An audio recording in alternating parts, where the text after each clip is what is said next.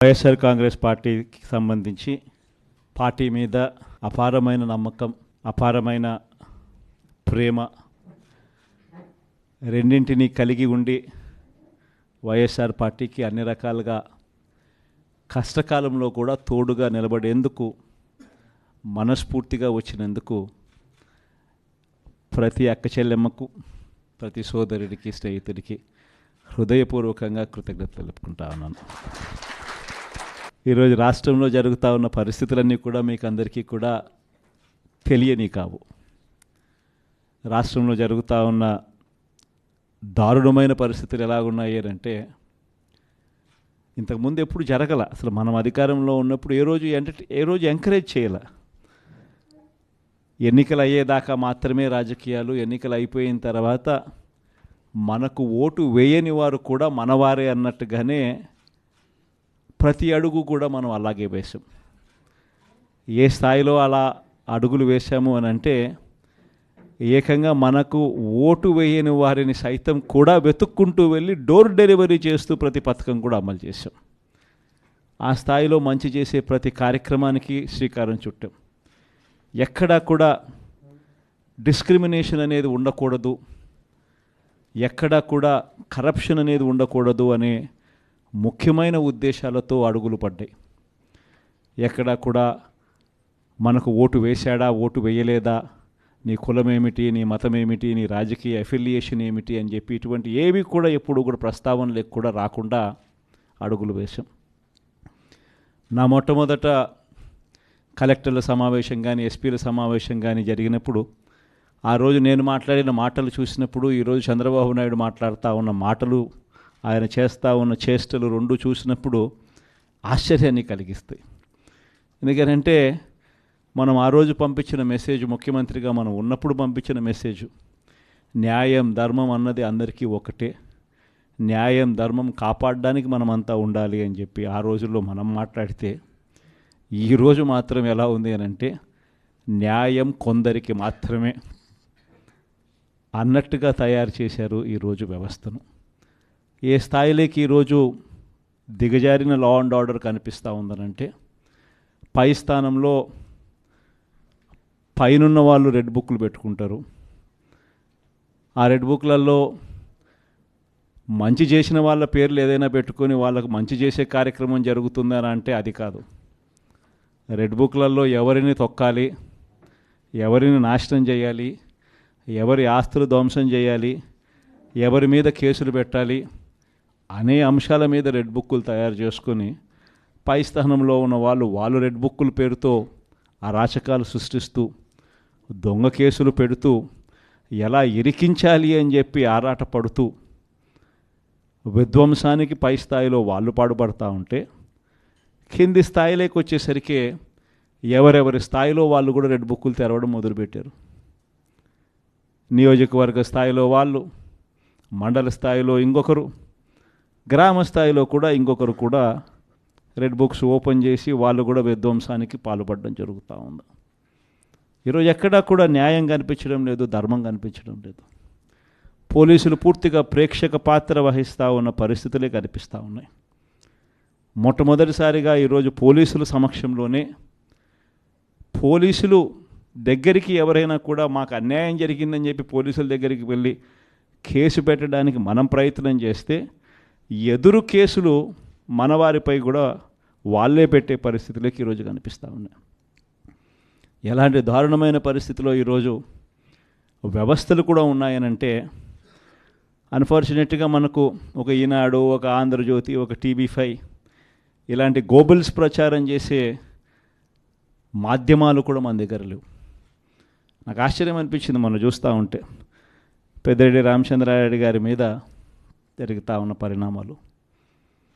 అసలు ఎక్కడో పేపర్లు ఏదో కాలిపోయాయి అంటే ఏదో ఆఫీస్లో, అధికారంలోకి వచ్చిన తర్వాత 2 నెలల తర్వాత ఏదైనా ఆఫీస్లో పేపర్లు కాలిపోతే, లేకపోతే ఏదైనా కారణం చేత ఆ పేపర్లు కాలిపోతే ఆ పేపర్లో కాలిపోయిన దానికి రామచంద్రారెడ్డికి ఏం సంబంధం?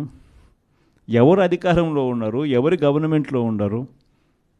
అందులో ఒక చోట పేపర్లు కాలిపోతే కింద ఆఫీసులలో పేపర్లు దొరుకుతాయి, పైన కలెక్టర్ల ఆఫీసులలోనూ పేపర్లు దొరుకుతాయి, ఆర్డీఓ ఆఫీసులలో పేపర్లో కాలిపోతాయి, ఎంఆర్ఓ ఆఫీసులలో పేపర్లు దొరుకుతాయి, ఎంఆర్ఓ ఆఫీస్లో దొరుకుతాయి, పైన కలెక్టర్ల ఆఫీసులో దొరుకుతాయి, పైన దాంతకన్నా పైన హెచ్ఓడి ఆఫీసులలో కూడా దొరుకుతాయి.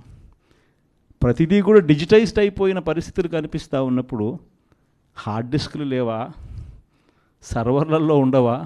వీళ్ళే ఏదో చేస్తారు, దొంగ కేసు మళ్ళీ వాళ్ళ మీద పెడతారు, పెట్టి మన వాళ్ళకి అంటించే కార్యక్రమం చేస్తూ ఉన్నారు.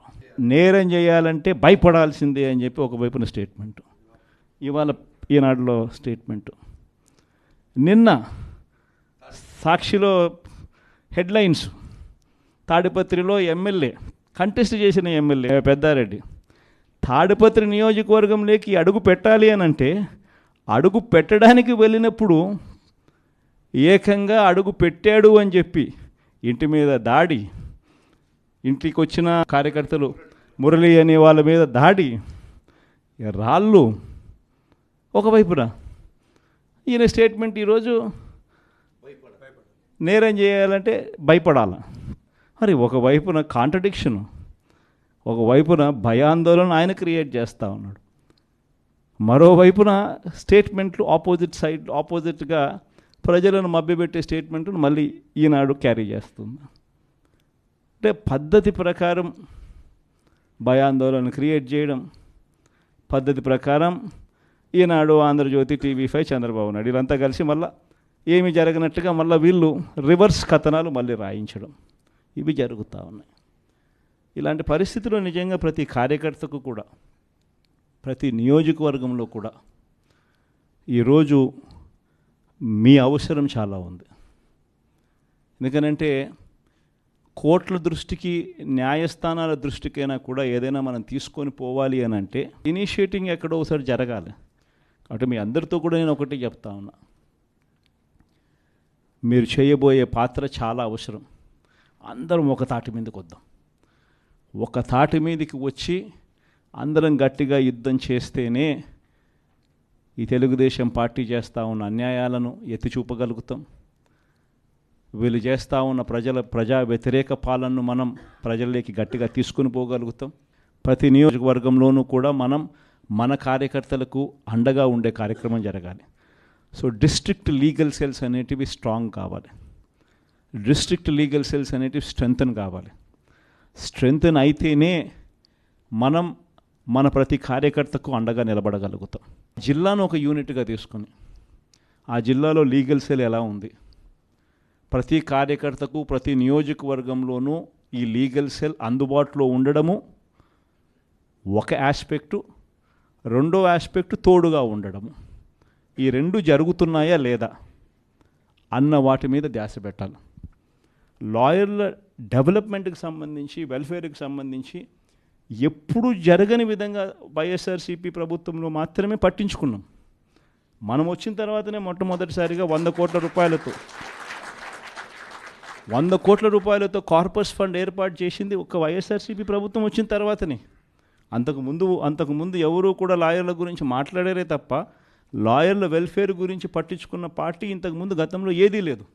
ఒక్క వైఎస్ఆర్ కాంగ్రెస్ పార్టీ మాత్రమే పట్టించుకుంది. 100 కోట్ల కార్పస్ ఫండ్ క్రియేట్ చేశాం. కార్పస్ ఫండ్కు సంబంధం లేకుండా కొత్తగా వృత్తిలోకి వచ్చే లాయర్లు 3 ఏళ్ల పాటు వాళ్ళ వృత్తిలో వాళ్ళు స్టెబిలైజ్ అయ్యేదానికి వాళ్ళకు కూడా అండగా ఉంటూ, వాళ్ళకు కూడా 6 నెలలకు ఒకసారి 30,000 రూపాయలు ఇచ్చే కార్యక్రమం, ప్రతి నెల 5,000తో లెక్కేసి మనం వచ్చిన తర్వాతనే ఈ ఇనిషియేటివ్స్ జరిగినాయి. ఇంతకుముందు ఎప్పుడూ జరగల. మనం కూడా యంగ్ పార్టీయే, మనం కూడా లీడర్ దగ్గర నుంచి మీ వరకు కూడా అందరు కూడా యంగ్స్టర్సే. మనం కూడా ఇంకా ఎదగాల్సింది చాలా ఉంది. కొన్ని ఇంకా సంస్కరణలు, ఇంకా కొంచెం రిఫార్మ్స్, కొన్ని ఇంకా మంచి పాఠాలు ఎక్కడైనా కూడా మనం నేర్చుకోవాల్సినట్టు ఏదైనా ఉంటే కూడా తీసుకుని అవి కూడా మనం అలవాటు చేసుకుని ఇవన్నీ కూడా మార్పులు చేసుకుంటూ ఇంకా కొంత మనం ఆర్గనైజేషన్ మీద ఫోకస్ పెట్టి ఇంకా కొంత దగ్గరగా వెళ్ళే కార్యక్రమం చేద్దాం. ప్రజలకు, నాయకులకు, జిల్లాలో ఉన్న ప్రజలకు, జిల్లాలో ఉన్న నాయకులకు, జిల్లాలో ఆర్గనైజేషన్ పెరిగేట్టుగా అడుగులు వేయాల్సిన అవసరం ఉంది.